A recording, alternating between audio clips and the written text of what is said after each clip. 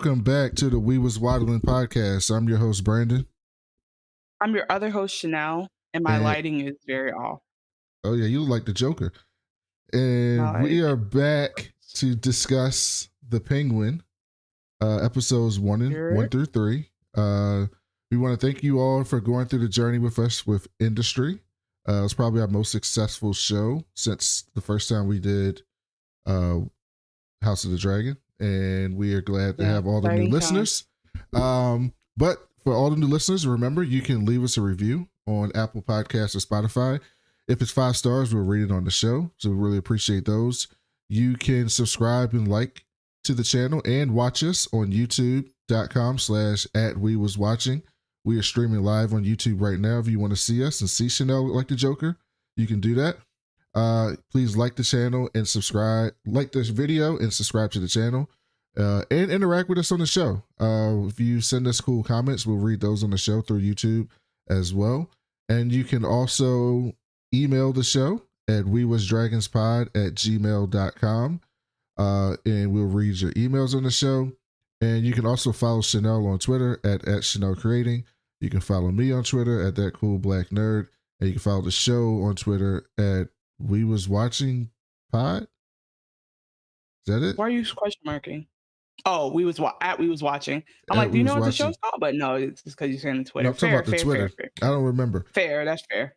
That's fair. So you can follow us at all those different places. We did get a few emails because Chanel was so nice to write back to people. You will get a response from us. It could be next year, but you will get a response from us if you email us. Karina said, I tried episode 1 of The Penguin, wasn't feeling it. Maybe your recaps will help me appreciate it more. It just felt like a video game plus Tony Soprano. That's fair, although I enjoyed that. I initially found you guys via Succession, aka one of my favorite shows ever, one of my favorite shows as well. That's why I appreciate your detailed deep dives. If you guys do a Barry run, I'd love that. I watched season 1 only. It would be fun to revisit. Chanel wants me to watch Barry, so I'll do it because she asked. By the way, I'm endlessly amused when you, Chanel, would say something hilarious and Brandon would not react to it. That's because I'm not giving her the satisfaction. You have so many hilarious one-liners with deadpan delivery, and somehow it's even funnier when Brandon doesn't acknowledge them. Like when you said, hit him again for me on the way out. Unfortunately, that's the only one I remember right now, but I know there are several examples in each episode. You guys are great. Hope you're continuing the show. Thank you, Karina. We appreciate that email. We got another email from Dom. Oh no, that's a different type of email. Sorry. We got another email from CLB. The episode was, as usual, both informing and entertaining. A slight distraction, though, is... I ain't reading that. Oh, please read. I'm not reading that. I'm gonna finish it. I just opened. I'm mad because I was reading it as you started saying that. So I wonder if she's gonna finish this. So Brandon, I just have a question. When you don't know British words, are you pretending, or you really didn't know what they was talking about when we was recapping? I don't know what the fuck those British words are. Why would I know what that is? Like I guess I just want to say that there is truly a such thing as podcast brain, because like you'll know what something is, and then in this context, especially when we started doing the YouTube and people are listening, your brain just works differently. So thank you for. He said I had no vocabulary. Look, I appreciate the list. You said nice things. I know vocabulary. Yeah, I got I got the best vocabulary. The great. People are really saying I got great vocabulary. That's what they're saying. All the people are saying I have great vocabulary. I've got the best. And this goes back to my goal for us by the end of 2026, which is a rally, a political rally that everyone is at. And we have the biggest crowds and the biggest rallies you've ever seen. No one's crowds, no one's rallies are as big as ours. No one's out here with those rallies. Joe Rogan, he doesn't even do rallies. In fact, Joe Rogan wants your kids to go to jail for going to rallies. Did you know that? No. Okay, so anyway. We have one more email. I forgot. We have one more email from Ben. Yes. Let's see. You've done an amazing job on the season and accompanied me through it very happily. I'm even thinking of watching The Penguin so I can keep up with your podcast. I love this season of Industry. So sharp, clever, funny, insightful. It's also possibly the best show I've seen in ages that understands the power of the British class system. all that money and those connections behind the scenes stretching in the government, media, and finance. Brilliantly done. Yasmin, Mary, and Henry broke my heart in a way, but it also is a totally logical move. Exactly. Looking forward to listening to the rest of your podcast today. So glad you've done a long episode. Thank you. I'm glad you guys are sticking through the long episodes. I do listen to long Really. podcasts, some podcasts I enjoy. So if y'all enjoy it, thank you. But Hmm. I don't want to go. Last episode was really long. We almost went 3 hours, but it was a lot going on with that. Yeah. And it's also funny because you could tell how beloved industry is because we have to clear out all the conversations about industry at the end in the beginning of a new show. So we will push along with this, but yeah, we've really, as Brandon said in the beginning of the show, we really enjoyed recapping industry with y'all. It was a show that we genuinely loved on our own, and then we realized you guys loved it too, so that made it even funner. Just to get to our ratings and rankings, and again, like as we grow and switch shows, we are open to feedback. So we might be recapping your very favorite show next. We might not, but either way, we think it's a good listen because we're going to give you an informative like recap from two black podcasters that are funny and have a very low vocabulary. And the important part about all of it is that you don't have to watch the show to listen to us. You can just listen to us and let us watch the show for you. So a couple more reviews we got before between shows. So we got 5 stars from Kel F13. Yes, Brandon and Chanel, 5 stars all the way to the brother and sister. This podcast is so refreshing. B and C, that's what we call ourselves, have created a fun and informative podcast, and you can tell they're having fun with the content. I just discovered this podcast and immediately subscribed. Thank you. Great, great job, you two. I'm excited to listen to additional content. Love your voices and perspectives. Keep going. Love and peace. Thank you so much. And one more from Russell the Kid. 5 stars. Best industry recap. You're doing the very best industry recap. Please go back and give us seasons 1 and 2 with your excellent detail. Interesting. I like That's a that. proposition. I like That's a that. I don't know if we're gonna proposition. do it, but I'm not opposed to it. Yeah, I mean, I think like what I definitely will have some time at some points in the spring to do some recap because I was going back through the emails as Brandon mentioned, and like somebody at once asked us if we would, well, a couple people asked us if we would do Game of Thrones when we used to do House of the Dragon, and the answer is absolutely the fuck not. But there's a day when this podcast is fully monetized and we're both broadcasting from a studio in London and we recap Game of Thrones. Don't you think, Brandon? When I buy you a G wagon Well, when you and we get have a your big producer. fancy job and you have more time, we could do a Patreon and do different old TV shows that way. New TV shows on the main feed, old TV shows. I don't know. Give us examples. Yeah. We had a couple comments on Um, Spotify. One from Sonia who yes. said, "I'm so excited for your upcoming review of The Penguin," which we're about to talk about this in a few minutes. And we got one from Cameron who says, "I agree with Chanel on Rishi and Sweet Pea." I don't know what the hell Chanel said about Rishi and Sweet Pea. It was, remember when I said that like it did not seem like Rishi was harassing that girl, but then she popped up like, "Hey, I hate Oh, you." okay, yes. So she agrees with that. And then we did a poll on the final episode of Industry of the season. It's not final episode, the season finale of Industry season 3. The poll was, who's the most terrible person on Industry season 3? Harper, Yasmin, or Eric? With 44% of the vote, people said Eric was the most terrible person. That's crazy. And Harper and Yasmin were both tied with 27%. So you guys hate Eric. Y'all hating on There that was a man. very and one more thing to end off industry. There was a really interesting response from somebody who said I was too hard on Yasmin this season, and I think that's fair. Because I do tend to be really hard on white women on these shows, and I think maybe it's like, um, just it's something I can work on for sure. So I won't even hold you on that. So anyway, thanks for that feedback. Like we do obviously listen. Unless you are insanely rude, we will read your email on the podcast, and we do appreciate you guys writing in. So again, our email is pod at gmail.com, and you have all of our other links and stuff in the show notes. With that said, please remember to like, subscribe, review. We're on YouTube right now at youtube.com/at we was watching. Please subscribe and help us to grow so that we can go back and do those podcasts you guys want to do, those other shows you guys want to hear us podcast about. With that said, well, what do you okay, hold on, I gotta get my Sopranos voice going. What am I, an asshole? Let's talk about the Penguin. You sound like Joe Pesci on Home Alone.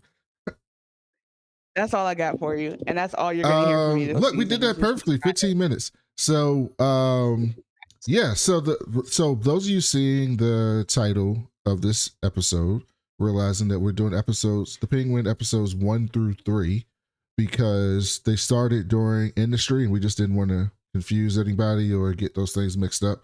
So we're going to talk about the first 3 Mhm. episodes today, not in a traditional format where we go through each scene, but just hitting the key parts and the key moments of the first 3 episodes. And then the Yeah, rest of the season, we will be doing them episodically in our the best for traditional you. format after that. Mhm. So since Chanel asked me the question for once, I enjoyed these episodes. I was quite shocked. So for those of you who don't know, I started podcasting years and years ago, and I've been doing it for a while. And this was mostly like a nerd comic book, TV show, movie centric podcast. And we talked about comic book movies, comic book TV shows, and comic books and Mhm. comic book characters, all that stuff. That's my nerd fandom. I'm a big nerd. If those of you watching, you can see my background, you would know. So I've been very critical of DC content, movies mostly, and TV shows because it's highly unorganized. It let Zack Snyder ruin a bunch of stuff. It's just been a mess. And then in particular, I've been critical of shows and projects that use IP as a crutch because they wanted to make something else and they thought it would be cool, or that Mhm. use IP of a villain without the hero in it, right? So is that like so you hate Joker?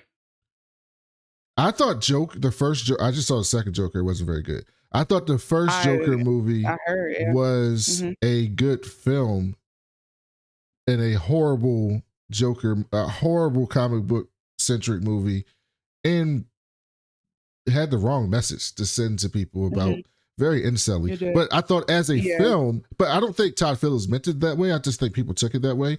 And I think as a film, it was a great film. But it's the same thing with Logan. Logan was a Clint Eastwood film with claws. You didn't have to have Wolverine in it. You could have told that story exactly without Wolverine. But you use Wolverine so that you could get more people to come to see it. Say Joker is the comedian mixed taxi driver in 2022, but you put the Joker Mhm. in it and it becomes $1 billion movie because people want to go see it, right? So I typically hit those things. There's a TV show called Gotham some years back, which I was reviewing, and we had to stop reviewing it because I hated it so much. I hated it, and I hated it so bad. And then people would send me emails, like listeners would be like, hey, this is what happened in Gotham like a year after or 2 years after I stopped reviewing it, with the most ridiculous shit you could possibly think of. And I was just like, this is why I stopped watching the show. So I say all that to say I was very skeptical of this show going into it. And then I watched the first episode and it hooked me. I'm not gonna lie, it hooked me. Colin Farrell is a great actor. Seeing Colin Mhm. Farrell like this is startling. It's very startling to see him like this and to see him like fully like get into this character and then create Yeah. this unique, like the Penguin character is an interesting character, and then in the comic books he's written well sometimes and written not so well other times.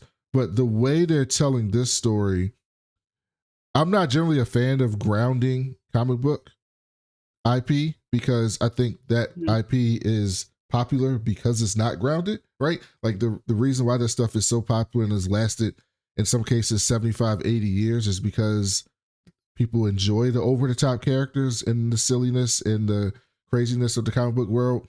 But in this case, in this universe, I like how they've taken the gist of this character and presented it in a way that it could possibly exist in the world that we live in, or at least a world that could possibly exist. So I've been hooked. What about you, Chanel? I know I just spoke a lot. No, thank you. Okay, I can't lie. Karina's email might have got in my head a little bit. But because at first I was like, "Oh yeah, this is this shit," and then I realized she's right. I just maybe missed The Sopranos and like didn't watch it live because I was not allowed. So maybe that has more to do with it than anything. Because I really do. Like I'm coming from the perspective of not knowing anything about the Penguin for real.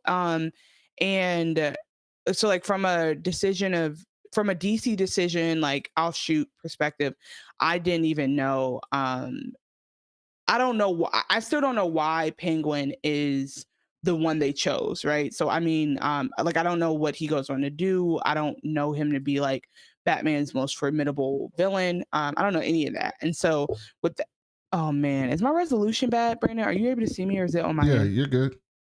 Okay, great. So I'll just ignore my camera. Yeah. So I don't know where we're going with it. And I actually prefer when I don't know because that helps me to kind of be surprised and enjoy the story. And then all these characters are new to me. I will say I have been wondering, like, is this a like with Victor, um, is this a Batman Robin dynamic? Is it something else? Something else that happened too was like I was wondering if I actually wondered if Sofia Falcone was a love interest at first, and I quickly found out hell like not in this context. But now I'm wondering if she was in the past. I really truly don't know. But yeah, so having all that uncertainty has been very cool for me. But anyway, when I think about the first three episodes, there's a couple of things I love just about TV in general right now, and one of them is thinking about increasing diversity. And so we already got like multiple shades of the Afro Latino community. And like, I literally mean light skin appearing, like black appearing, and like brown skin appearing Latin people in Gotham, which is, you know, the proxy for New York. And that's something that matters to me, even if that's faithful to the comics. I still love seeing that in shows. We also got like this pickup from the Joker, not the Joker. Oh my God, the Batman, right? Robert Pattinson's. I don't remember which Yes, this is a director did spinoff that one. from Robert Pattinson's Batman. Yeah, and so you might. So by the way, if you haven't watched any of this yet and you want to start, you don't have to go watch the Batman to get it, but you can if you want to. It might be a cool watch. Well, they give Because you a the whole basic synopsis of what happened in the movie exactly, as yeah. soon as you But the watch the first Joker. episode. Exactly. So you don't have to, but it can be fun. And the Joker picks up like right or oh The my God. Penguin. I'm obviously I just miss Heath Ledger. I just miss Heath Ledger. I just want to say that out front. The Penguin picks up right where the end of the Batman ends and all the consequences of the Riddler and what he did. And so I thought like the beginning of this episode 3 in particular, was very interesting because like you said, they're grounding it and it is becoming very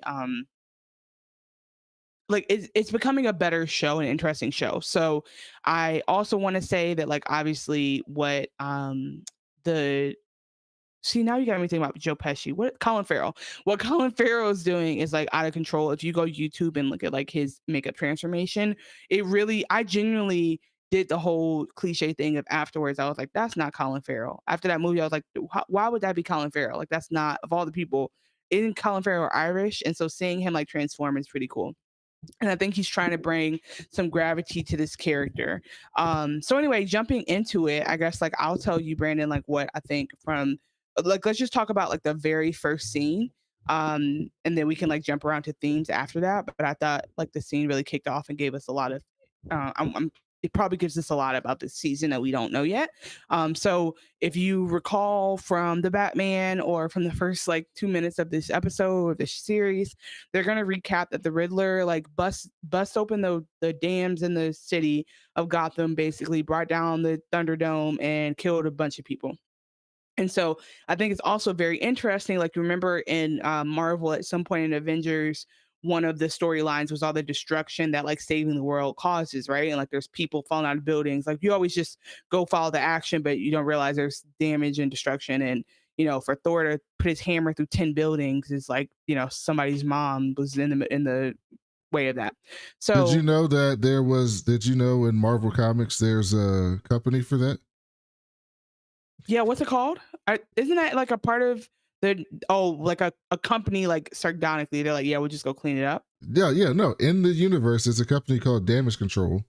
They have had comic Let me. books, and their job is to go to cities that get fucked up from big fights and rebuild Mhm. it or fix it and clean up all the fucking mess and all that shit. Yeah, it's like it's almost like as if a Marvel would go in the direction of the boys and get really real about damage control. I think that would be interesting. But anyway, It got pitched a because like TV show at one point. I don't know if it actually came out. But I know it got pitched a TV show. Oh yeah, it did. In ABC, there was a pilot for Damage Control, but they made it as a comedy. But I don't think it aired. I think it just Wait, had the pilot. didn't we recap The Boys just now? Yeah, we did The Boys a Did while we back. do it in the middle of another season? No, we did The Boys. I didn't see it when I was looking at old episodes. Okay, sorry. I was just thinking about like the shows we did because I was going back through the catalog. But we've done The Boys too. But anyway, thinking about The Boys, and we did Gen V as well. And so I think in a way The Boys is like what Damage Control as a show would be, and like in a more like a bigger universal context. Anyways, when I think about the destruction of it all, I can't think of a show where we've picked up in the middle of the destruction like this and picked up a character that like is a known IP, but then also like expanded out his world and all that. And so I think that's what's really interesting and compelling. And I think Victor is going to end up being like a very compelling part of this story too.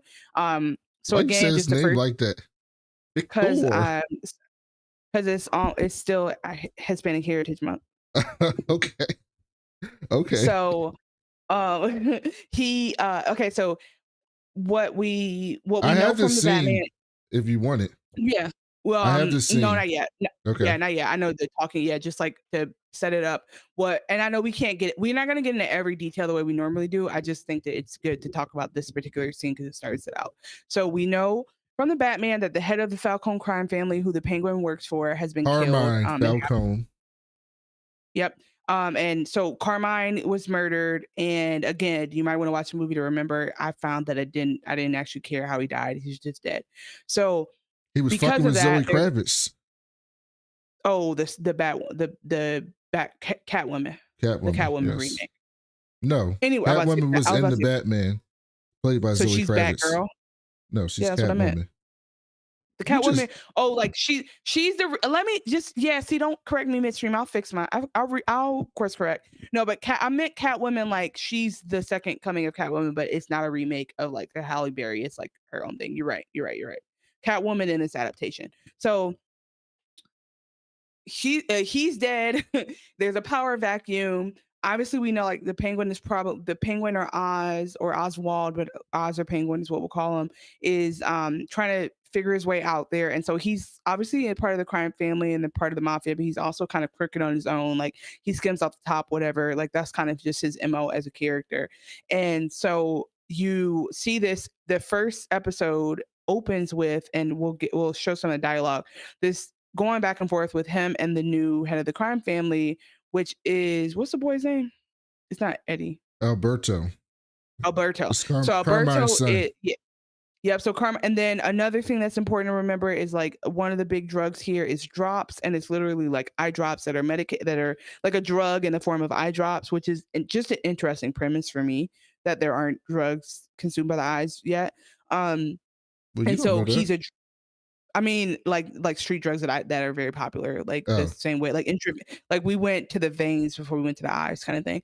But anyway, it's called there. So Alberto was a drop head. He's a recovering drop head. He drinks or whatever, and so Oz uses that to diffuse the tension when Alberto finds him at the old club, such as Dad's loft. And so I don't know if we'll get an answer, but Oz is trying to take some jewelry out, and maybe he was going to return it to the family, maybe not. But in that moment, he gets caught by Alberto, and Alberto he he disarms him, and wasn't. so we see. He Yeah, was he was not. about to give it to him, He was but not what about we to give it see to is him. that Oz is very good on his feet. He's very able to tell you a lie and a story very quickly. And if we weren't there with him, we wouldn't know when he was lying or not. So that's one thing that's like a talent. He's a smooth talker, talk his way out of anything. He's also kind of swarmy, but in a almost like a very in damn near like a charming way. And so I find myself to like him, even though I find myself to like him. I think like it's clear why. Like he's terrible, but he's like not all that bad. And that is the Sopranos effect, where like a man could be an actual like serial killer, but you're like, but he loves his kids, you know? So that's kind of Well, he kind of what the thing explains is. that in this scene, which Yep. I'm going to play So, here. yep. Think I could be as good as him? Get his kind of respect? Your father? Sure, boss. If you want. There are different kinds of power. When I was a kid, he was a gangster. Real old school type. Rex Calabrese. He was a big deal. At least in my neighborhood. He helped people. When someone in your family was sick, you find you a doctor. Short on rent, front you the cash. Knew everyone's names too. I don't know how he kept them all in his head, but if he saw you on the street, he'd call out to you, ask how you were. Felt like he meant it too. When I'm 14 or something, he has a heart attack and dies. Still holding a cigar. In my neighborhood, they throw a parade in his honor. A friggin' parade. I mean, it wasn't fancy, but it was a gesture. The show of love, of what he meant. Can you imagine? To be remembered like that? Revered? What is this? You want me to be like some small-time asshole? Nah, that ain't what For what? Would that make it easier for you to take what's mine? Or is this you? What you want? No.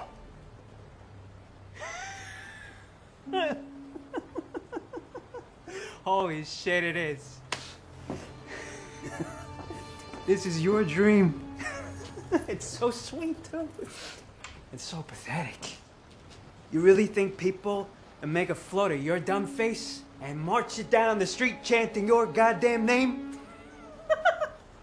Oh, Oswald Cobb. Remember him? What a guy. What a little bitch.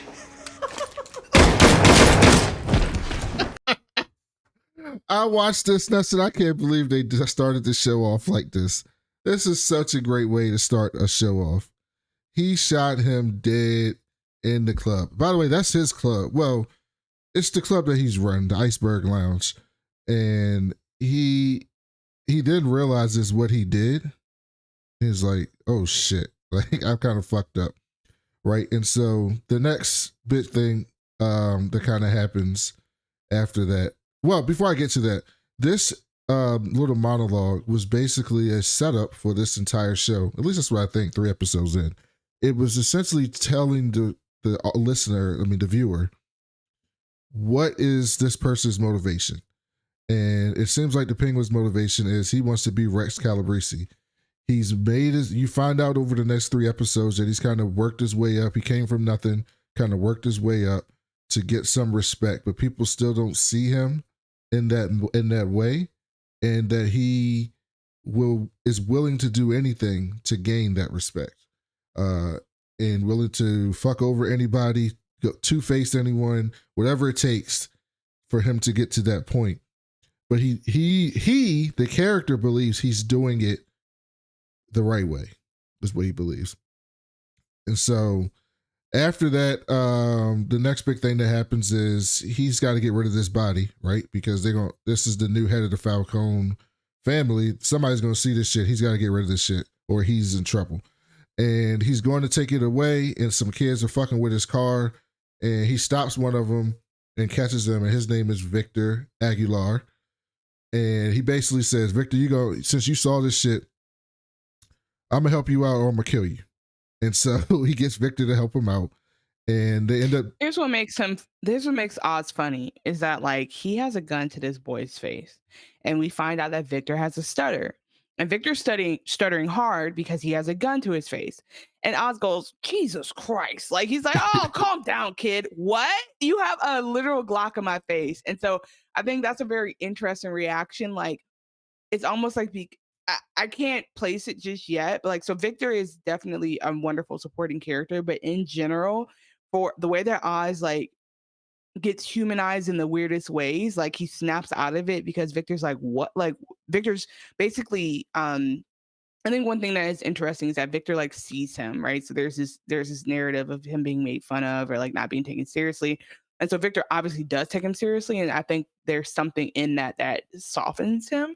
And then I think they're going to grow to like be symbiotic and like having mutual connect, mutual support. Like I think at the end of this episode, Victor's already like kind of earned his weight in gold. But I was just sharing that to say like I thought that was so funny that he would be like, "Whoa, calm down," and it's like you're about to murder him point blank. Well, I think Victor's stuttering saved his life because I think Oz saw himself in a way in Victor, right? He sees someone with a disability and he has a disability and he sees a kid on the streets trying to make it, but just not making it high up. And as he as he has Victor doing things with him, he starts talking to him because ultimately Oz doesn't want to be alone, right? And so he has this person who he can commune with, who he feels like he has a connection to in a way. All while Victor can see that. I think Victor's reading that, but Victor's also just scared to death, right? And so after they dump the body, Oz says to him, like, all right, man, isn't that a nice sunset? Like, it's about time for me to take you out, buddy. And Victor basically pleads his case to him. Oh no, yeah, he's like, what the fuck? Like, not again, not this. And I think, yeah, like you said, just to add real quick to what you're saying, is that there's also a narrative of like, because I think this context is good to insert here. So think about like this is the aftermath of what happened with the Riddler, and you don't think about like not just the people who we saw in that damn arena got washed out. Like this, he took out the city seawalls, right? And it's like what is actually happening right now with these hurricanes happen like because the man-made, right? Which I guess technically climate change is man-made. But anyway, so we have like Victor's family is gone. They were washed out in the flood. And that's something that we actually see in the beginning of episode 3. But going back to episode 1, it's like he keeps telling him, what are you like? I met you because you were doing petty crime. And so he's almost like, he's not judging him for doing the crime. He's judging him for thinking small about crime. And so it's like, when Victor hears that, and so he says to him, like, I have ambition, give me a chance. So he's basically saying like, okay, I'd rather be the Robin to your villain Batman than be dead. So like, yeah, like, let me try to be a better street hood. Like, give me the chance, because really Victor's heart is not in this shit at all. Like, he was just running around to like kind of like be somewhere because he's in pain because he lost his family. And then I think, just to not to skip ahead too much, but I really loved the narrative that they shared, where his family background is coming from like a 2-parent home with a sister and a girlfriend and like people who loved him and cared about him, and his dad like was an inspiring chef. And so he just like, he had a family that he had the type of parents who wanted to know what his friends' names were. And so when tragedy takes them from you, like it puts you in these environments where like Victor's not a person who should have been in that kind of environment, outside of like how we see that crime hurts people of color. And I think that's just a bigger narrative that can always be shown. Like, the nicer that arena didn't flood the nice parts of Gotham. You can still look across the river and see that it was unaffected, right? And so there's just like there's a bigger social narrative happening here. I think that I don't even know if they're doing it on purpose, but no, they're clearly doing it on purpose. They mentioned it in the second episode, and Penguin mentions it. I have a scene where he basically brings that up when they're having dinner together. So yeah, well, yeah, they're doing it on purpose. But like, are they saying, "Yo, America's terrible for Black and brown people," like, and the rich get rich, rather poor get poor? Or are they saying like, "Oh, comic book interesting narrative"? You know what I mean?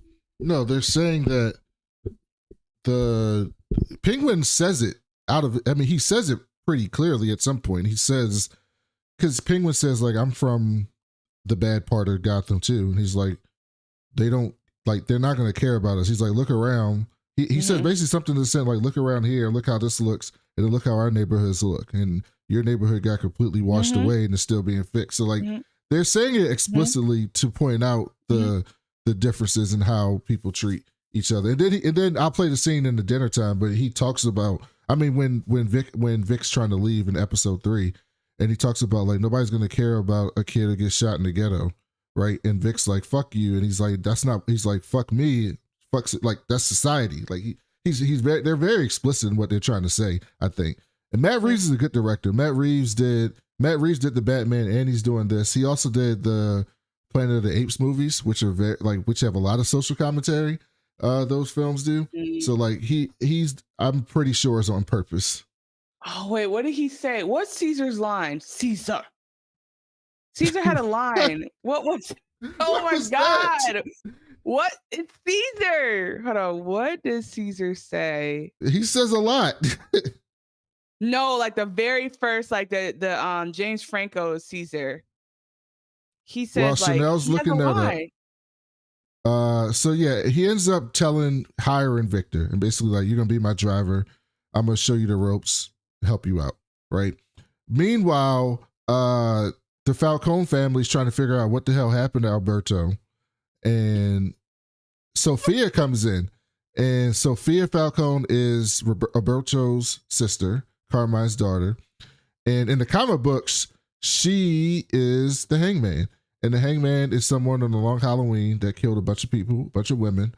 And they figured it out, and they sent her to Arkham. And so in this show, I don't actually know if she actually killed these people. They're kind of making it ambiguous if she actually did it or not. You don't watch the previews, right? No, I don't watch the previews. Yeah, because they allude to the idea that they're going to go back this next episode and give more context about her getting arrested for it. So I guess we will get that information if she doesn't. And for anybody who's wondering, like, again, how podcasting makes you stupid, like, I just looked it up. And do you want to know what Caesar's line was? What was his line? No. Caesar said no, and then the movie ended. And I haven't seen it since high school. I'm sorry, y'all. But anyway, I was just thinking about when the apes started talking first. I don't know how I even got there. And so Sophia's like, where the fuck's my brother? He said he was coming to the club. Would you know anything about that, Oz? By the way, before I watched the show, it really pissed me off when I found out that they were going to call him Oz Cobb, because I really hate when movies and TV shows are like, we can't use your comic book name because it's too ridiculous. And I'm like, it's a comic book. The whole concept of the Penguin is ridiculous. Wait, what's his name? Oswald Cobblepot. I'm sorry, what? Name. Oswald Cobblepot. Cobblepot, yes. But in here, he's Oz Cobb. But both are ridiculous. Oz Cobb is not that ridiculous. Oswald Cobblepot is very ridiculous, but it's a ridiculous character. But I guess they want to make him like mob-like. Cobblepot's kind of a weird mob name.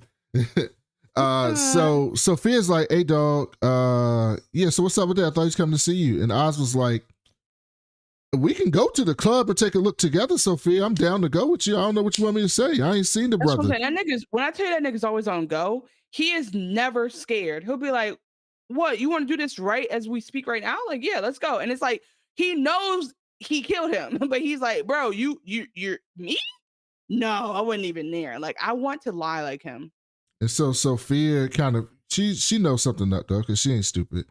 And so she got her boys staking out her house and shit. By the way, Penguin lives above a jewelry place called Burgess Jewelry, which is so fucking cool to me as someone who grew up watching the 60s Batman show with Adam West, because the actor that played the Penguin in the 60s Batman was Burgess Meredith. So they gave him kind of a shout out of where the Penguin's living in this show. So I thought that was really cool for someone like me. I love the Easter eggs. Yeah.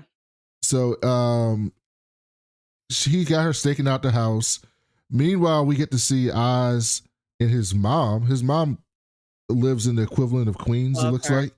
Like she lives out in the suburbs, and his mom clearly has some form of dementia of some extent. Mm-hmm. And so he's very protective of his mother. But his mother's like, why are we leaving? Like, tell me what the fuck happened. Like, she's still there in a lot of ways, and she's lucid in that. And I think, like, as somebody who has an aging family member, that's actually like the most relief is when your aging family member is like their real mean self.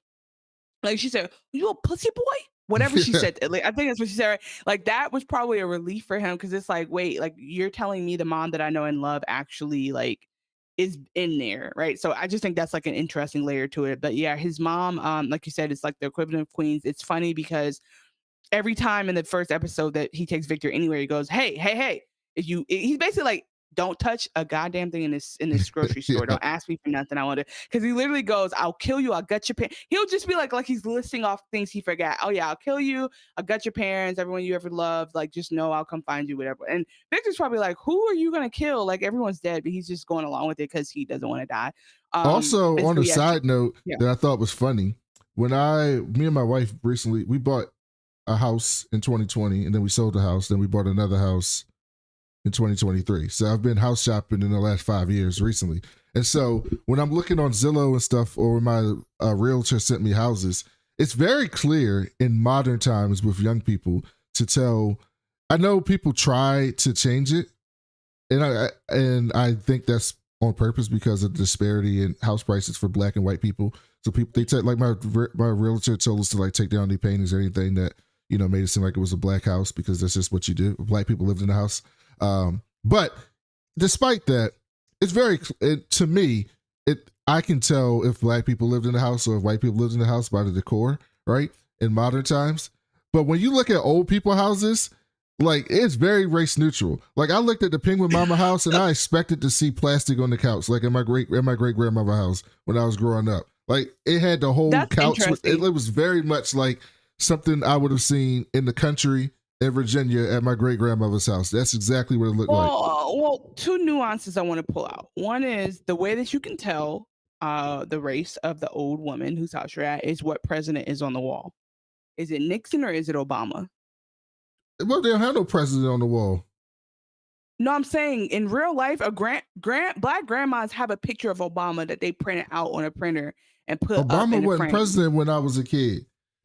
I'm not when talking I was about a your kid. childhood memories. I'm talking about grandmas right here living today. Like if you go into a Today. grandma's house today, yeah, that's what I'm saying. Like, yeah, I'm not asking about your childhood, Brandon. I'm saying in general. Like, so black women, well, it'll depend on the president, because I do believe there's a bunch of grandmas with a picture of Reagan on their wall. I'm sure of it. I feel very sure of it.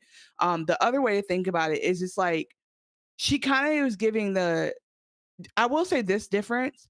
You know how like the not Partridge Family, the Brady Bunch. You know how they had like a lot of flowery decor? Yes.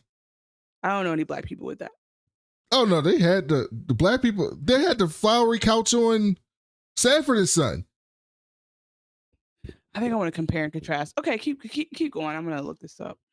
So Sophia basically figures that shit out, and I think she knew from the jump as well, though, because one thing we did forget to mention, was that he was just yapping, and Alberto told him about something new that was coming, a different kind of drug.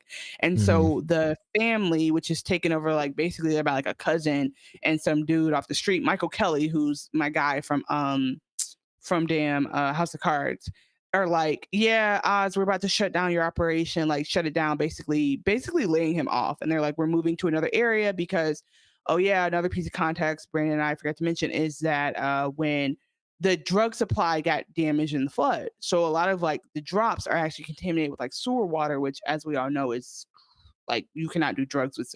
Like it's safer to do heroin than it is to do heroin with sewer water in it. So I don't know if that's accurate or not, but that's how I would describe it. So basically, Oz blurts it out that there's this new drug coming and he's part of it. And Sophia hears that. And Sophia's like, nigga, there's only one other. And also, I'm sorry, I forget we're on YouTube and I said heroin and the N-word and I can't stop. But Sophia is like, there's only one other person in the world who knows about this. And so she's like, you're either dumb or you're brazen, you know what I mean? Like one or the other. And so I think that's just like kind of helpful context to why she might have been suspicious, maybe, but he does, because he doesn't, like she's an unknown factor. Like he didn't know she was out of Arkham.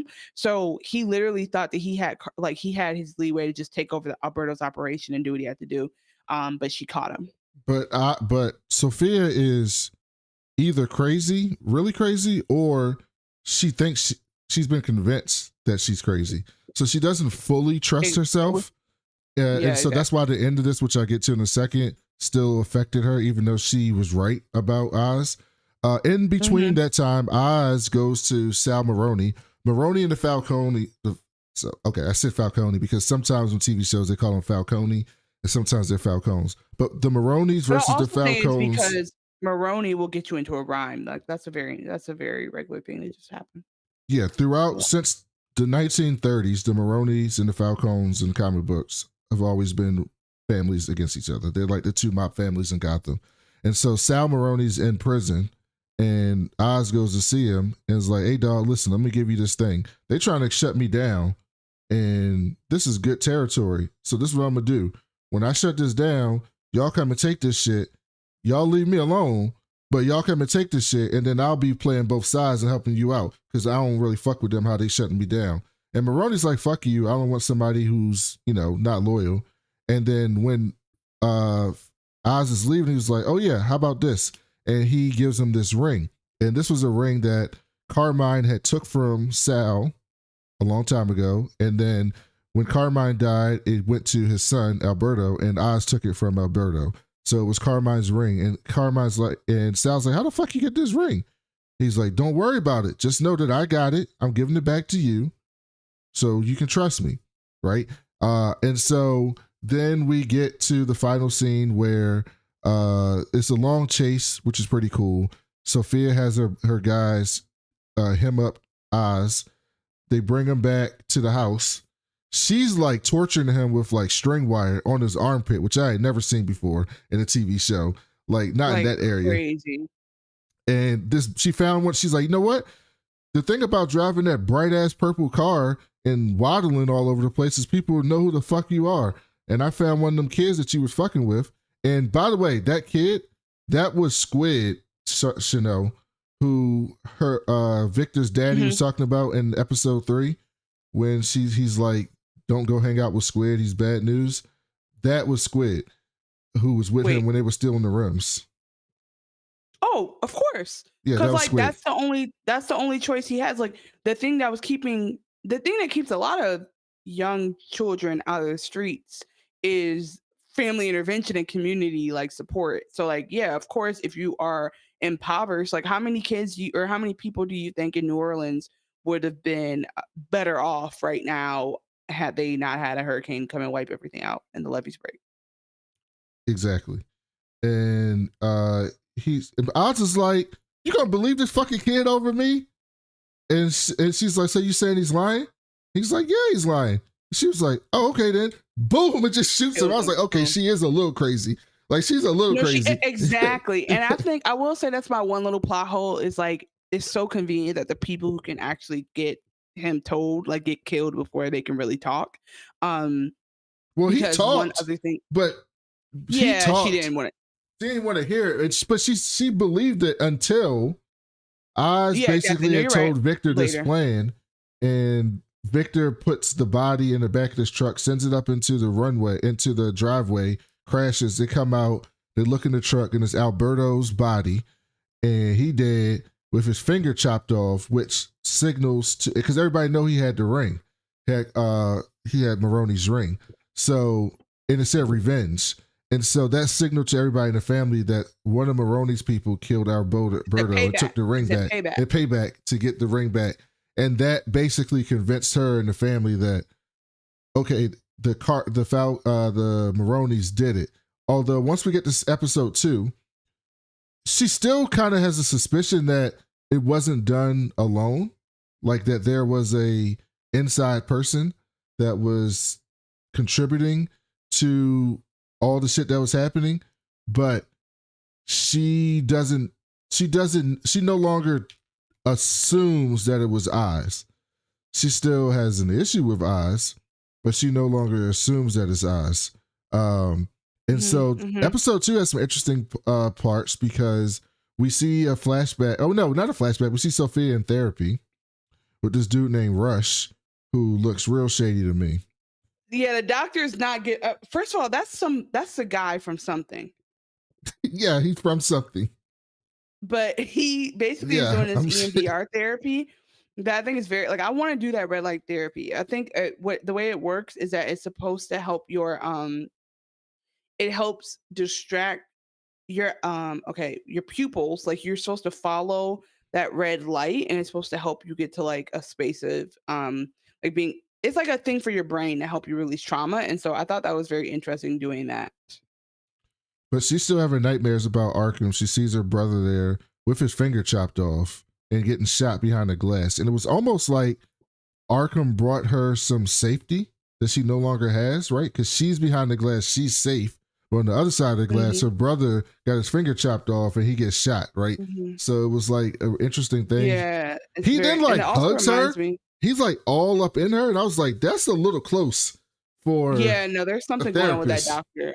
Exactly. Like he held her. And I think like you hear all the time about like people crossing lines. So I don't know. I just was watching the Menendez brothers shit, but in general, it is. I was like, okay, yeah, that doctor ain't right. And one other thing I wanted to say is that it reminds me of this interesting TikTok I was seeing with this woman who was recently released from incarceration, and she was saying that like she actually missed jail in the sense of like missing the structure of it, and like and there are people like everyone has friends, everyone's just like used to that, and mentally it'll change you. And so I do think that like she is in a it's tough to come home, especially if she was like wrongfully locked up or whatever happened. At the end, he's trying to tell her like you're safe, you can relax, and she says, I'm not safe, I'm home. And I thought Right. like that's real too, because she knows that like she's in the type of family that will you know have you sleeping with the fishes. Penguin proposes an alliance with the Maronis to basically take credit for Alberto's murder. He's like, you take credit for that. You already got the ring, right? Everybody's already gonna believe it's you, and I'll help you get the drops, right? Just leave me alone. I'm gonna tell y'all where everything's at, and this will work out for everybody. They agree. They about to hit the convoy, but somebody from the Falcone family was like, "Hey Oz, get in the fucking truck." And Oz is like, "Why am I getting in the truck?" It was Michael Kelly, who I cannot tell you. He's like the underboss. So there, by the way, they don't fuck with Oz for real. Like this is just good context to know. Like they don't fuck with Sophia either. Yeah, they keep him around. Like Sophia's just blood family, so it's like to make a move on her would be crazy. And then on the other side of it, I think the one guy who tells him is not even like actual blood family. I don't know, like he's like third cousin. Yeah, Johnny Beatty. So, that's Michael Kelly's character. Johnny Beatty, yeah. And so they're like, oh, like, you know, get him. Basically, they're bossing him around, and they're able to do that technically, but it really throws him off because he is now no longer in the follow car. He is right there where they're going to get robbed. So when they hit the car, Penguin got to shoot his own people, and to help everybody get out safe, and he has to pretend that he's saving someone, but he gets out, but the Maronis still get the drops. Then we found out that Luca Falcone, who's the brother, I think, of Carmine, is now the new head of the family, and he don't want Sophia in the family at all. He thinks she's crazy and she gonna fuck shit up. And honestly, she's the last child of Carmine, so she has a claim, and it's basically like, I'm trying to get that person away so I can, you know, I can't be in charge of someone can. It's like almost like Game of Thrones. I can't be in charge of somebody can, you know, address, you know, make a claim to my spot. We also learned that like crime is up in Gotham because of the because of the flooding and everything. So. And also, again, if we just want to extrapolate this to real life, crime is up in Gotham because most crime is a result of like need and a disrupted community. And so if people no longer have roofs over their head, basic needs, food, like a way to feed themselves, crime will go up by 40% or whatever they call it. Penguin's mom's dementia is getting worse in this episode. And she's basically, you know, tells Oz to like, you got to make this move. You got to be successful so that we can have a better life, right? And so Oz is motivated by that, not only his own motivation, but his mama. And we also see a picture of Oz's brothers, who we don't know what happened to them, but he had brothers. So I imagine at some point in this series, we're going to find out what happened to his brothers and why they're not around. Because he tells Sophia that at the funeral for Alberto. He also tells Sofia a lie that his mama's dead because he want to protect his mama. So he don't want anyone to come to that's her. what I'm saying. He's a smooth criminal because he literally would be like, oh, like he brought it up. So he lies like, and he's the best liar because he does casual lie. So like the lie, he doesn't start with the lie. He's telling a story that's true, and then he'll slip in the lie like, oh, it's like, oh yeah, she's dead. Uh-huh. And like I was like, damn, he's smooth. Like if he was better looking, he'd be a problem. So also Sal Maroney's wife in here is my girl Christian Avasarala. Well, that's her character in the Expanse. I forget how to say her real name, but I fucking love her. She's so hilarious. Shorey Agadashlu, I think is how you say it. But anything that she's in, she's fucking incredible. But to me, she's Christian Avasarala. That's who she'll always be from The Expanse, one of my favorite shows. And she's basically running the family for Sal while he's in Blackgate. They basically tell Penguin, hey dog, they got one of our people. You need to get him back, right? And so this entire time they're trying to figure out like who to blame, right? Penguin's trying to be like, all right, we're gonna blame somebody for all this shit that's happening. We're gonna get Irvad back, we're gonna kill him, and we're gonna put the blame on somebody. And they choose to put it on Johnny Vitti because Penguin found these pictures of Johnny Vitti fucking Carmine's wife. But before that, we get this really cool scene because I love some of the dialogue in this show. We get this really cool scene before they set up Johnny Vitti. They're going to set up Johnny Vitti by catching him fucking Carmine's wife and then say, we're going to tell the family with Sofia there, right? But before that scene, while they're waiting for Carmine's wife is eating dinner, Vic and Oz are having dinner. And I thought this scene was excellent. Have we made any decisions? Yeah, I'll take the Caco van. Do that again, Vic. Right, I'll do the steak of the steak of steak. Steak fried. Hey, don't do that. The man was speaking. Let him finish. I love how protective he is of Vic, though. I mean, yeah, like, because apparently he's like, they're living together because Vic doesn't have a roof over his head. And they, you know, like they do have some type of connection. And I think at the end when Vic mentions that he feels, I don't know, like he feels trapped, like he feels like he's prisoner, that genuinely hurts Oz, which shouldn't, because he literally did tell him, if you run, I'll kill you. But I think that he's thinking it's kind of like his way of the world Save is that, so set. because I have that scene. Okay. Save that. Okay, got it. Don't forget your thought too, because I want to hear it. Oh, I've already forgotten it. I apologize. Please. Yeah, no, the steak frites. Steak frites, steaks. Right away, sir. Sir, he's trying to save his dad. You know, you don't gotta do that. Yeah, I know. You should do it. Fuck what they think. Let them wait. You know, take up space. You got fight in you, Vic. You gotta let it out.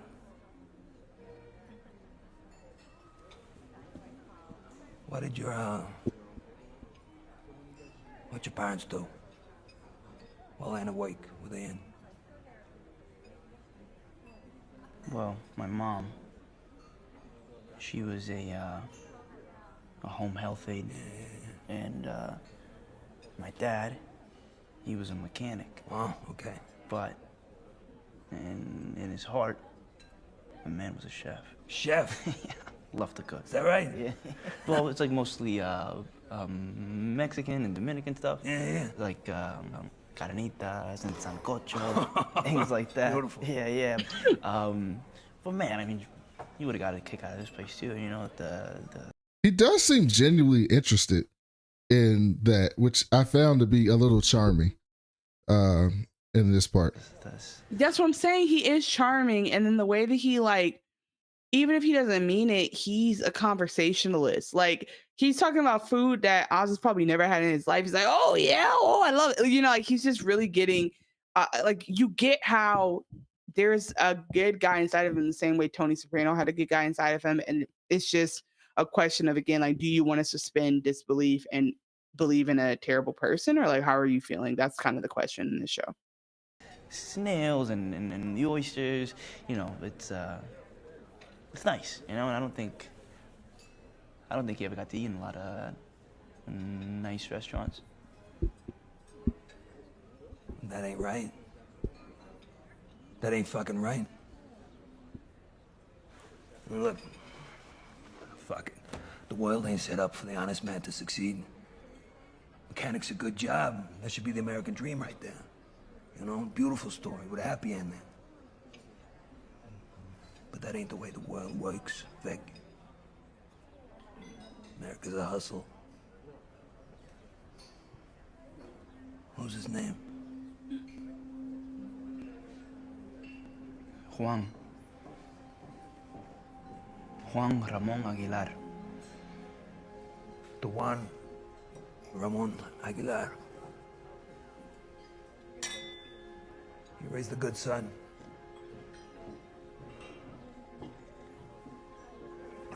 Your dad'd be proud of you, Vic.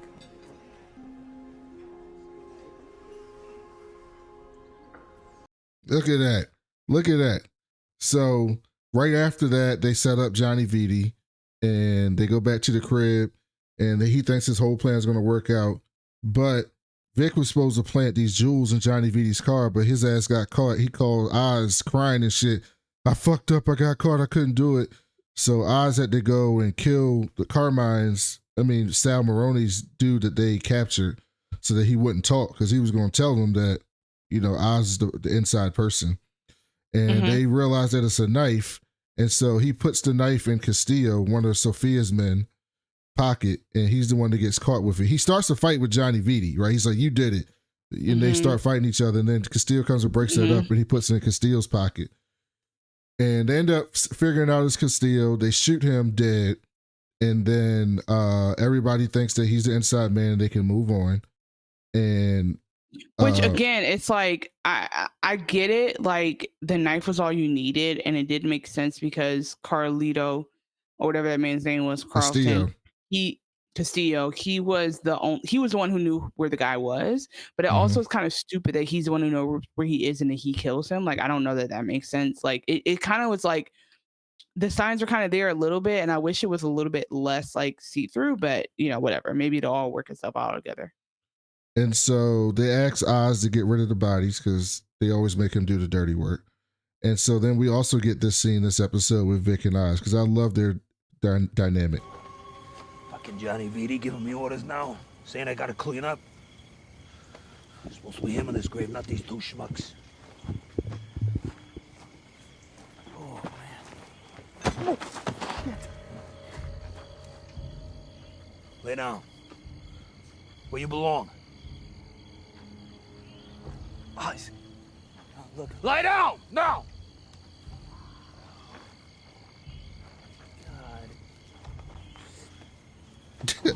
Vic's like, God damn it, I thought we was good. What the fuck?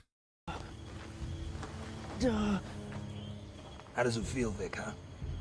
Nah, hey, don't close your eyes. Look at them. Remember this is what happens when you choke, you understand? That's a one-way street, Vic. You know how close I got to getting popped tonight? Because you fucked up. Then I gotta plant the blade and the jewels. A lot of work for me, Vic. A lot of work. Look, I'm sorry, okay? I mean it. You know what? Fuck apologizing.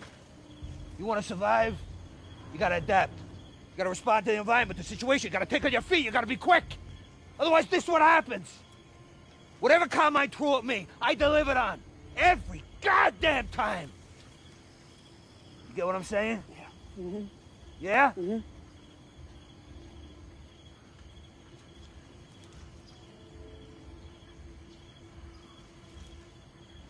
Oh, fuck it.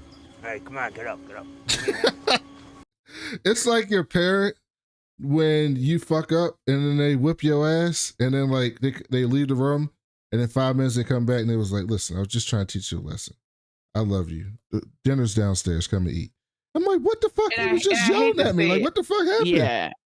like what you're describing right now is abuse, but you're right. That's exactly what this is. And it's like I think the intention is truly there. Like it Oz is a perfect example of if he knew better, he'd do better. Like Yeah, he's he doing doesn't what know no he's better. trained to Yeah, do. which is Yeah, exactly what happened to a he's who lot he of is. people's parents who. Mm-hmm. I'm speaking in the black community, but my understanding is this happened Mm-hmm. in white community as well. People Oh, who for grew up in a sure. certain For sure. time, that was how you did punishment. That was what was done Mm-hmm. to them. That was what was Mm-hmm. done to their Mm-hmm. grandparents, and it was just what you do. That's how you do, yeah. That's just what you do. And so in Penguin's world, this was Yeah. his way of teaching Vic a lesson. Like, don't fuck up, or we're both going to end up Or we're here. gonna die. And he's not wrong. Like, I mean, again, I don't know that in the crime mafia world that you actually can do gentle parenting. You know, like I feel like maybe it really is a matter of like life or death. But I do think it just reminds me of this TikTok or this it's something I saw on Twitter, but I'm pretty sure it was a TikTok first. But it's this girl. It's like this girl playing multiple friends at once, but like you know how people always joke about like, oh, I got my ass beaten, I was fine, and she goes, oh, ha ha ha ha ha, yep, making massa proud, and they're like, what? And she's like, you know, because like we pass down these ideas like of how we have to whoop our kids and beat our kids, and that's how slavery was or whatever, and I always think about that all the time, and like we don't know better, and so we don't do better, but when we do know better, sometimes we cling to it, and so like even in his family dynamic, like Oz is extremely loved, but also like in that brief time we saw his mom, and we see his mom again later, like with a dementia episode. But for her to say, "Are you a little pussy boy?" Like for her to do that is like that lets you know a lot about how she raised him and the type of like that like not bravado that like um not at it's like it's an Italian like Italian English word, but it's like the basically that like like machismo basically is what I'm I Mhm. think that's Spanglish then. Yeah, so the machismo is what that is really is like it is an extension of Sopranos. If I had to say it was anything else, it's more that than it is a show about um uh you know an antithesis to Batman.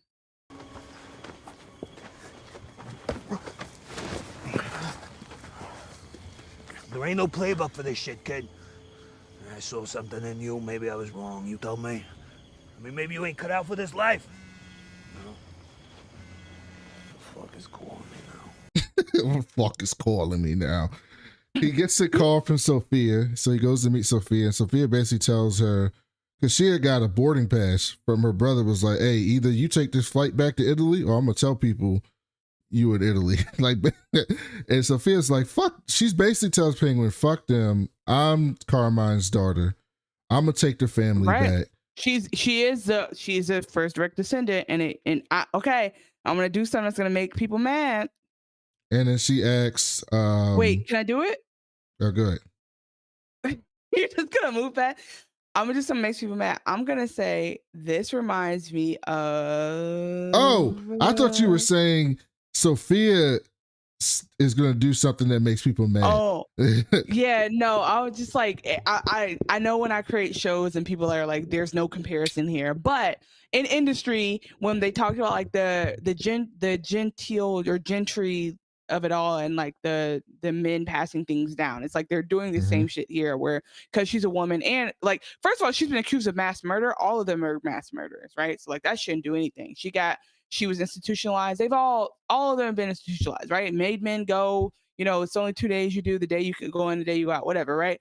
But what she is guilty of is being a woman, and they treat her like she's a crazy lady. And it's like all of these men, I think about this all the time. Like if men didn't like rule by force for so long in history, like so many behaviors would be illegal. Having multiple wives would be illegal. I'm talking about like multiple families that nobody knows about. That is like a personality disorder. And it would be like, oh, you should get a lobotomy for doing that. But because men do it, it's like, oh, that's just that men just love cheating. Like we rationalize a lot of behaviors that are actually like sociopathic, psychopathic. But because when it's women doing it, it's like it stands out. And I just want to quickly mention like when during her brother's services when people are staring at her and I'm like, bro, This is her brother who passed away. I don't care how crazy she is. Let her live. Like, and so she does like a Okay, little hold performance on. thing. I gotta stop you You gonna right go there. there? I gotta Okay. stop you right there. Please do. Please do. Please do. In the context of the world, right? Mm-hmm. They think she's a serial killer. Like, not like even in the world that we live in, right? If I were to go talk to some true gangsters, like black gangsters or mob people, right, who've killed someone, they would look at a serial killer like the serial killer crazy, even though they've killed someone before, like, you know, like John Wayne Gacy, or like some type of crazy serial killer, right? So in the context of this world, she was a serial killer who got off on an insanity plea and got sent to Arkham Asylum, right? There's Blackgate Prison, that's where Maroney's at. And then there's Arkham Asylum, where she went. That's where they send the Joker and crazy people. So she went to Arkham Asylum and then just got let out of Arkham Asylum. And then she's just walking around just out in public, right? I don't blame people for being like, yo, what the fuck? Like, like, she's a crazy person. What is she doing here? Like, she can snap at any time. Like, so that's the only, everything else you say I agree with, except that. Like, I understand why other people would be looking at her like, what the fuck? This is not normal. No, I hear you. I just think that like they know how their family dynamic truly is. And so I feel like they're putting a lot on her doorstep. And then secondly, it's like what they're doing is clinical. Like, you are systematically harming people and like you're creating an enterprise and a RICO basically like just to make money. Like, that is actually insane. I know like we talk about mental illness and talk about like that, going back to Joker, right? The whole idea is like something is off about him. And so mental illness drives him towards his crime. And it's like, we think of him as this is very ableist, but like we think of him as crazy. And it's like, I think it's crazy to run a criminal enterprise and kill people just for money. I think that's crazy, but like we don't think about it the same, right? So I hear what you're saying. You're not like, she does have the added actual like scarlet letter of having come out of Arkham. I'm simply, and like, so the A in her head would be not adulterous, but Arkham. That was the lit reference. But instead of that, I guess I'm just saying like, this would happen no matter what. If she had gone to college and came back, they'd be like, who the fuck is this broad? You know? I don't agree with that. I get what you're saying.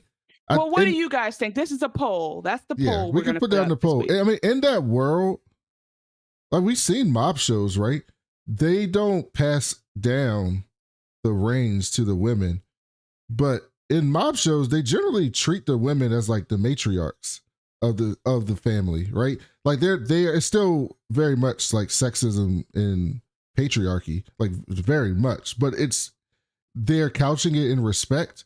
No one is respecting. It seems like they're only showing respect to Sofia because she's Carmine's daughter, right? Like the way everybody looks at her and talks to her and about her is like, this person is fucking insane.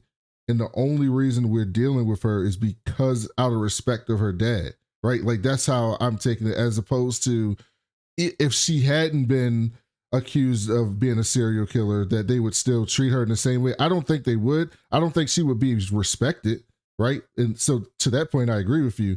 But I don't think they would be looking at her side eye and talking to her like that or telling her to go to Italy. If she wasn't crazy, she'd just be there. Like she'd just be Sofia Falcone, the matriarch of the Falcone family. She'd be rich and live off, and her brothers and her uncle and Johnny Vitti and everybody would run the fucking family business, quote unquote. But to say all that, she basically is like, fuck them. I'm gonna take this shit back by force. Are you with me, Oz? And Oz is like, fuck them. Let's do this, right? Because you know Oz has no allegiances except to himself, so he don't give a fuck, and he's already mad at them because they ain't let him do the new drug shit. Which, by the way, we forgot to mention, they don't know about. They don't know about this new drug. That was something between Sofia and Alberto. Nobody else knew about that shit. So then we get to episode 3, right? And in episode 3, this episode, we get a flashback to Victor's family, which I thought was very sad to start the episode. we see Victor has a girlfriend, Gabriella, and we see his mom and his daddy and his sister, and they're talking, having a family dinner.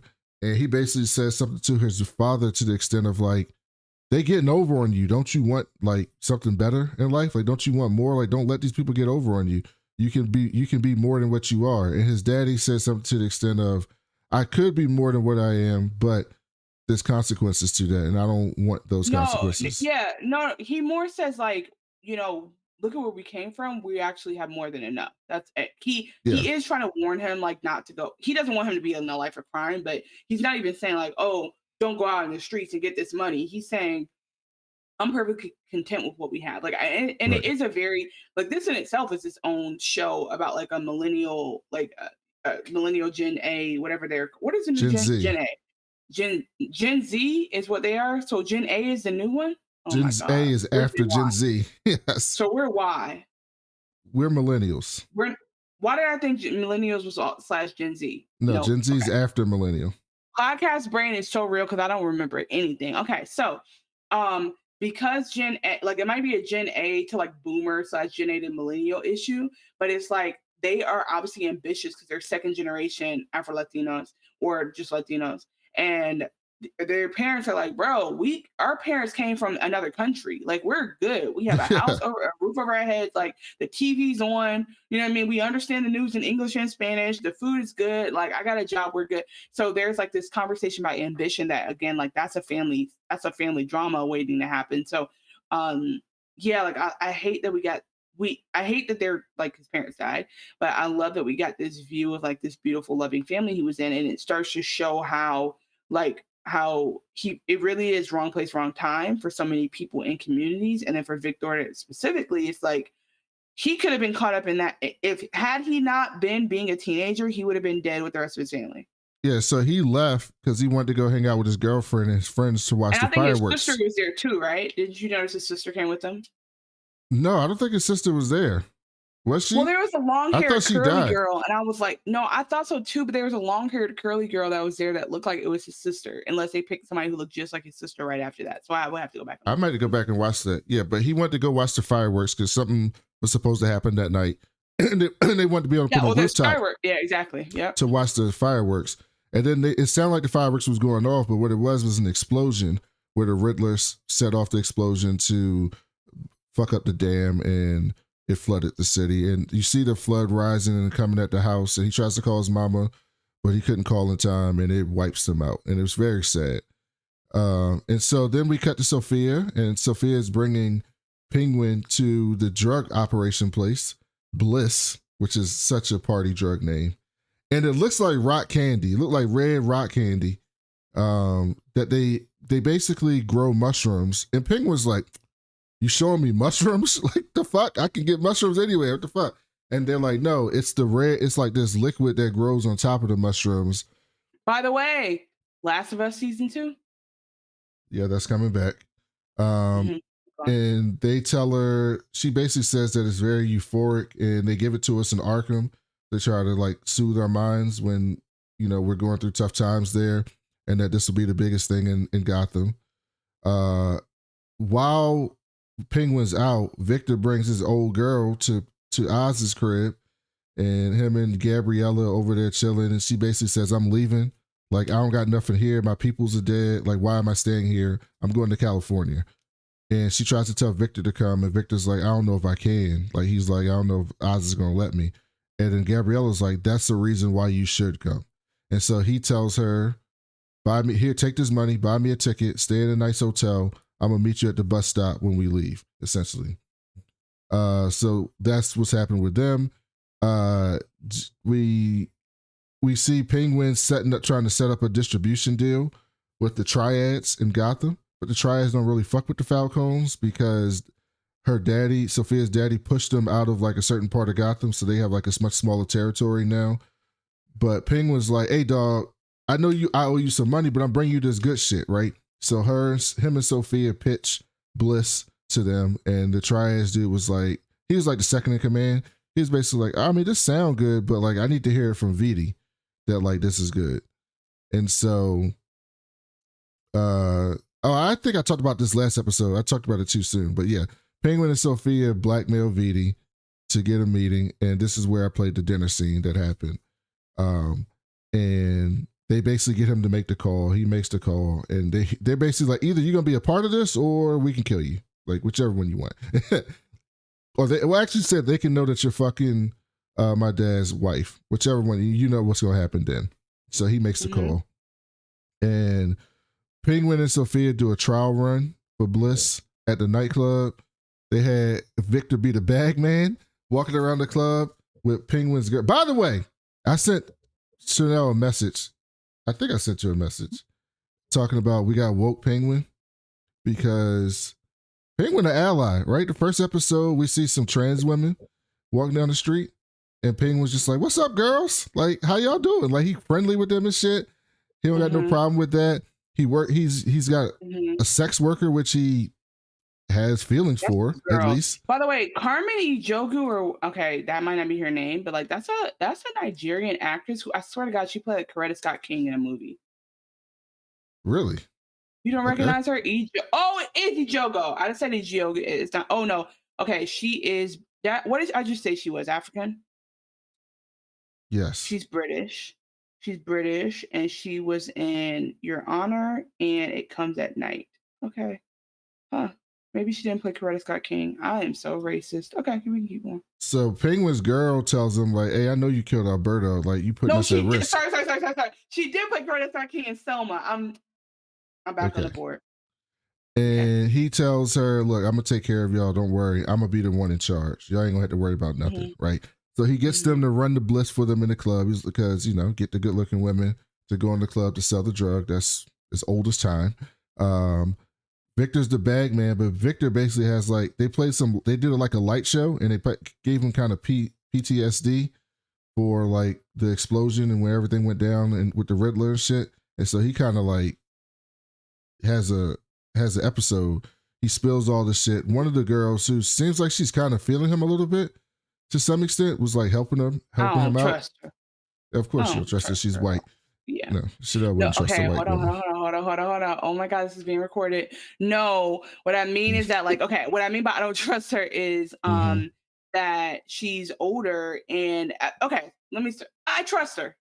And what I mean by that is no, it's just like when she's interested in him, and I just don't know how old is this boy? Is he 15? Is he 20? Well, we know that he's older than his sister. Okay. We know that he's older than his sister. She wasn't 13. And she had a sticker on that said, "I just voted." Oh, because it was an election. So he's giving very young, like he's giving Miles Morales. So I think he's probably 21, 22. No, okay. Well, that makes me feel a bit better. You're right. He is in the club. So I think it's just like, I just don't know what she wants with him. If she like wants to be his friend or wants to, you know what? She probably does want to be his friend because she's a cam girl who does feet stuff, and she's probably rich. Yes. So she probably is just like trying to look out for him. But yeah, I think that one thing that was really Penguin says, I forget her name. He's like, "I want you to meet her. She's a very successful entrepreneur in camology." So I missed that. Yeah, when he said earlier, when he said something about like the mafia family, he said, like 3 brothers jizzed on the tip of a boot, and now I got all the Falcones up my ass. Like whatever. The Penguin has some one-liners where I'm like, this is what I needed from. I miss Tony Soprano. What is that man's actual name? Who is the actor? Late? Yeah, James something, right? I don't know the actor's name.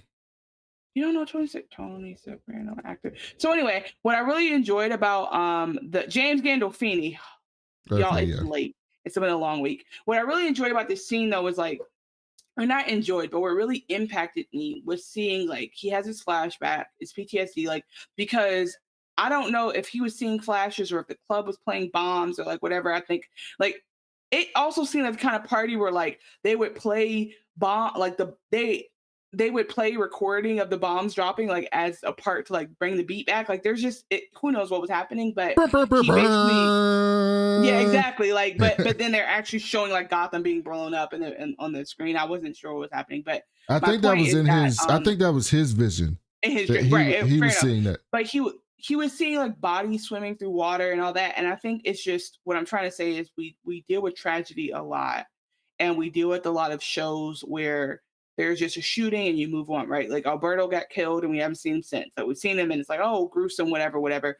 But like to really just remember that in real life these things happen and people do get like swept up and it's sad as fuck. Like I think I appreciated seeing that full circle. Like you were already sad in the beginning, you forgot, then you're like that trauma doesn't go away. And so there's a lot of art being told in this, you know, like for people. I think we've already made the argument as a society that comic book movies can have a lot of depth to them. But I just really appreciate what they are allowing Victor's character to do, because if we had Oz going through all this, it wouldn't be as compelling for some reason. It's like seeing this kid who's like was doing crime at the time that he got pulled into Oz's orbit, but you know he's not actually a kid who's choosing this life, and then seeing him struggle through that, and then seeing the choice he makes at the end is all very interesting to me. So yeah, he gets back up and Sofia basically makes the pitch to the triads, tells them like, yeah, I was in Gotham, I was in Arkham, but I know something about you. You went to Cranbrook, basically is what she said. It's a private school. Thank you. Oh, that's basically what she dude. said to the triad dude. And she was like, you can take this deal or you cannot. Fuck it, I'll go to somebody else. There's plenty of fucking people who can distribute for me. I'm out. And so that's when we see Victor in the bathroom trying to get himself together because he just had a moment. And Penguin walks in, and then we get this scene with Penguin and Victor. There he is, looking for you, kid. Deal is done. The triads are in. God damn it, we're sweet. So close to the finish line, Vic. But we gotta play it safe. I mean, I still got the Maronis on my ass. But you're the bag man.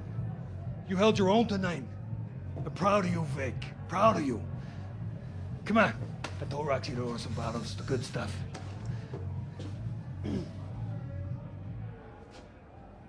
Give it to me. Now, goddammit.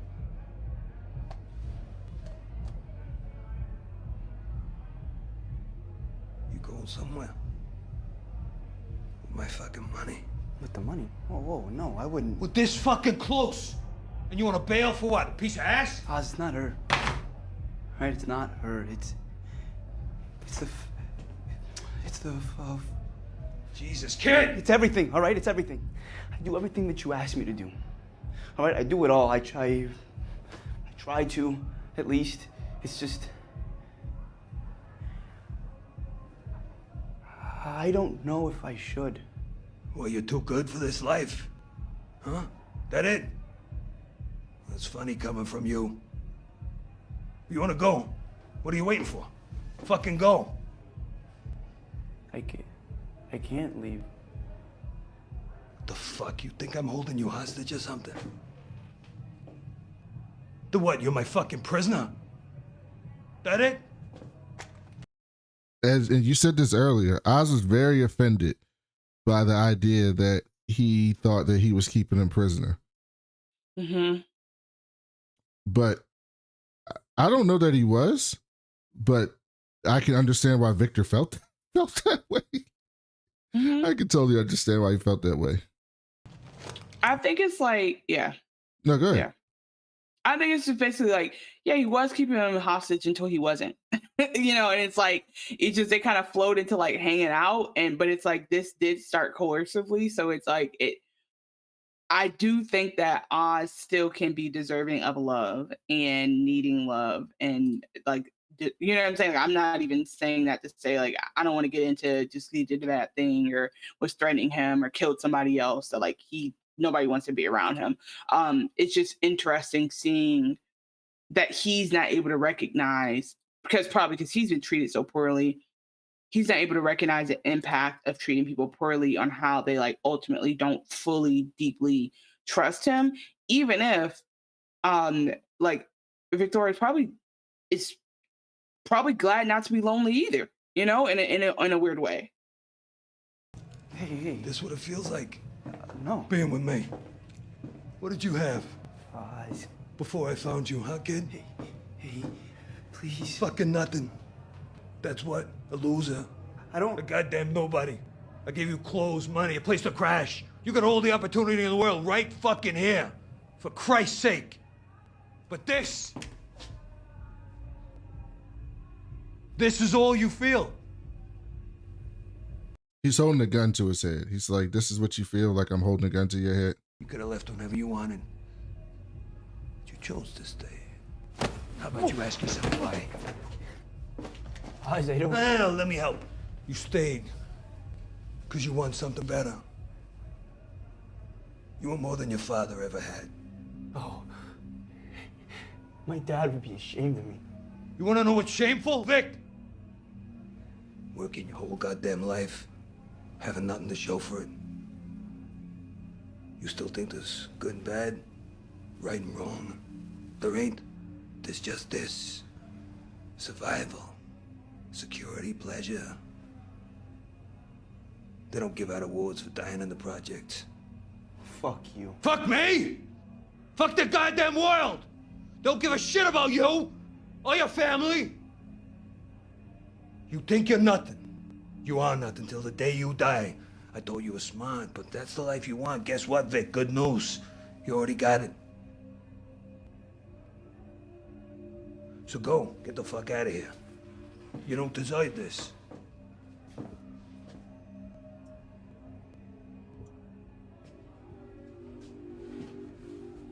You don't deserve this. I love how he talks. And sometimes I'm like, is he inspired by Trump? But anyway, that's And so Victor leaves and he takes Oz's car. He drives to the bus stop. He's looking at Gabriella and he's just like, yeah, he was right. He was right. I want more. His Penguin was absolutely right. Like, you don't want to be like your daddy. And that kind of was what was motivating him in a way. And so he comes back. He starts driving back to the club. And then Penguin tells Sofia that everything went good. And then we have this scene with Penguin and Sofia, which I thought was really interesting too, because it shows that there's a backstory there with them. Is it done? Triads are in. You don't seem too excited. Trauma sells. Come on, we fucking did it. We should celebrate. I'm sure that you'll manage just fine without me.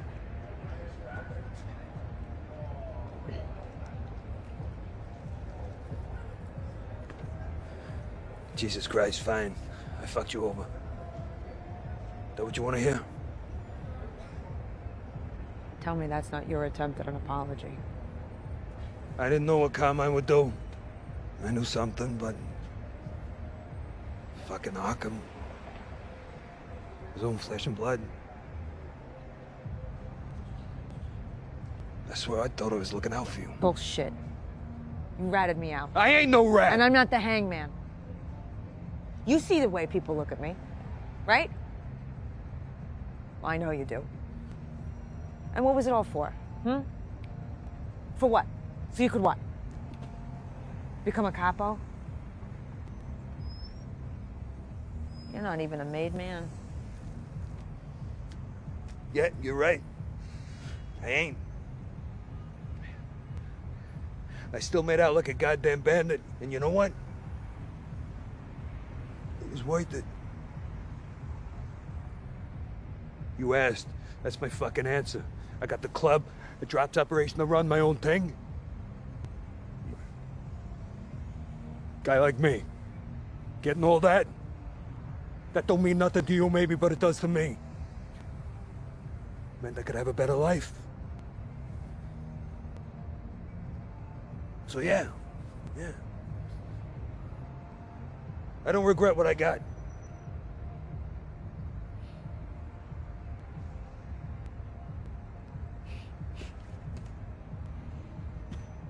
Wow.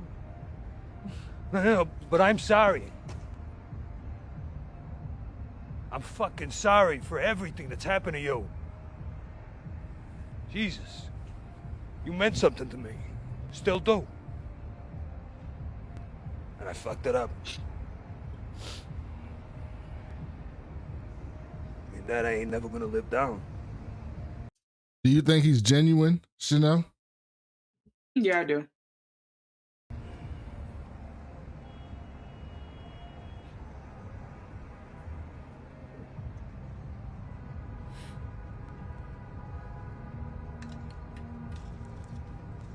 also like when you think about it, the last two people who talked crazy to him or told him about himself, one got shot in the heart and the other one got a tooth pulled out. So I feel like there clearly is a pre-existing relationship here beyond him being her driver.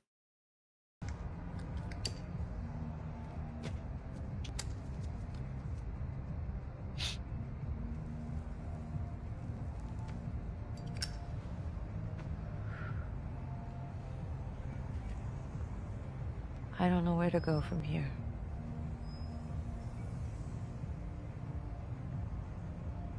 I don't know how to trust you.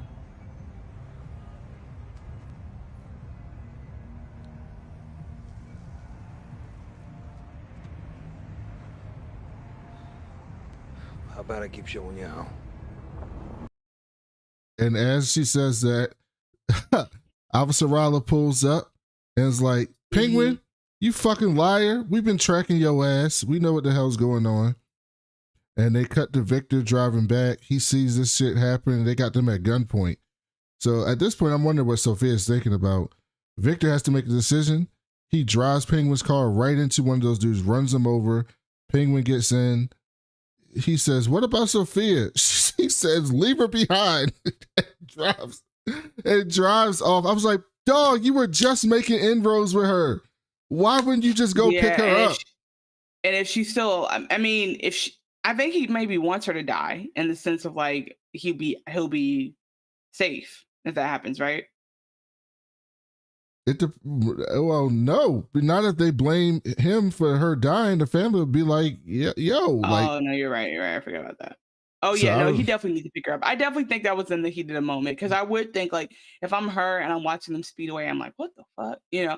But another way to think about it is, yeah, I am curious about like what the next matchup is because as you said, like they were just making headway. But yeah, so I mean, they set it up where, like I said, the very next the information about the very next episode suggests it's like a going back in time to see what their relationship was like episode. And what I'm seeing from all that we're watching right now is they had a pretty intimate relationship. So I would not be surprised if there's something romantic-ish or just something where they're, like I said, like they had some type of intimacy. And I guess like you can't be driven around by somebody for years and not like get to know them deeply on some level anyway. But yeah, so I guess I'm just curious to see if, like you said, maybe she isn't the hangman, maybe she got framed for something, maybe he has something to do with it. Because like VD and what she said all alludes to something very specific. So that was the end of the episode. So next week, Chanel and I will be back to talk about episode 4 at our traditional format. Until then, remember you can leave us a review on Apple Podcasts or Spotify. If it's 5 stars, we'll read it on the show. Go to our YouTube channel, youtube.com/@wewaswatching, and subscribe to the channel and like our videos. You can also watch us record live, usually on a Monday or Tuesdays when we're recording live. So you can check that out. You can also send us an email. If you go ahead if you go to YouTube right now, youtube.com/@wewaswatching, you can click that little bell and it will remind you when we are about to go live so you don't miss it, especially if we switch from a Monday to a Tuesday. You can also email us at wewasdragonspod@gmail.com, and you can follow us on Twitter at @thatcoolblacknerd and @ChanelCreating and @wewaswatching. So until then, we'll be back next week. Chanel, do you have a catchphrase for this show? Let me see you wada wada. Let me see you shake it, shake it. Let me see you drop it, drop it. Let me see you break it, break it. Until next week. Thank you guys.